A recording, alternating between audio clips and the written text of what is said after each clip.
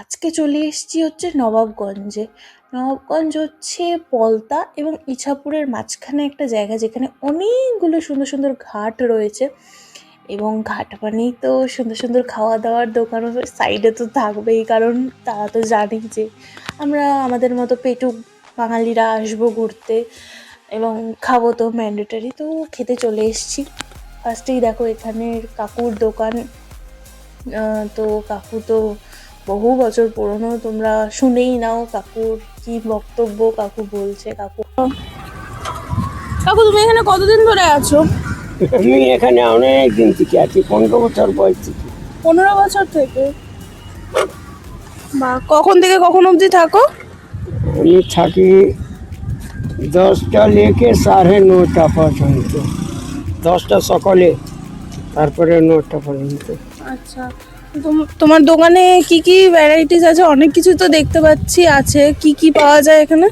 ঝালমুড়ি, চটপটি, আলু কাবলি, পাপড়ি চাট, চানাচুর মাখা, নিমকি চাট, 3 রকম আচার।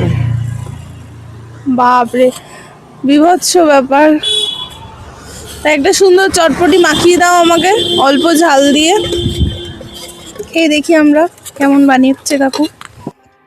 তার সাথে হাওয়া দিচ্ছে, হাওয়া তো মানে মারাত্মক, একদম হাওয়া দিচ্ছে। তো দেখে নাও আমি কি কি বললাম। কাকু তো জাস্ট অসাধারণ আলু কাবলিটা বানিয়েছিল, তো তোমরা সেই মুহূর্তের এটাই শুনে নাও। Thank you.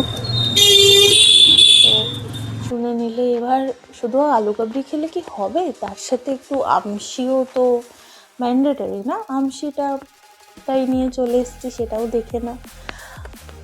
দারুণ খেতে গো, জাস্ট এখনো আমি ভাবলে জিভে জল আসছে। তো ট্রাই করে দেখি।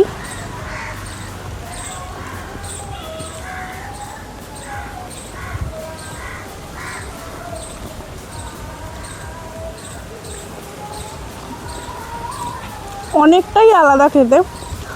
কাকু এর ভিতরে নিমকিও মনে হয় দিয়েছে, খুব সুন্দর। অতিরিক্ত তেঁতুল দেয়নি, যেটা একদিকে ভালো।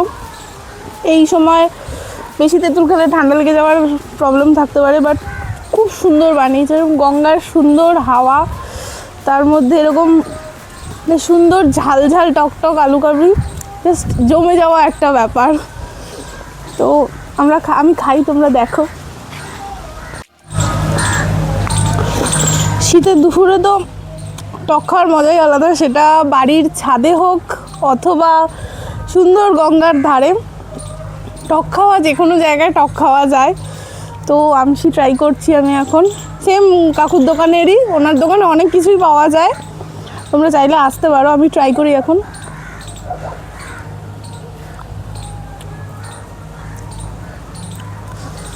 দারুণ দারুণ দারুণ, সত্যি খুব সুন্দর।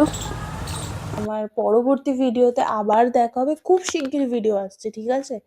খুব শিগগিরই। আমাদের কিন্তু একদম ফাস্ট সার্ভিস, সুতরাং লাইক শেয়ার সাবস্ক্রাইবটা কিন্তু করতেই হবে।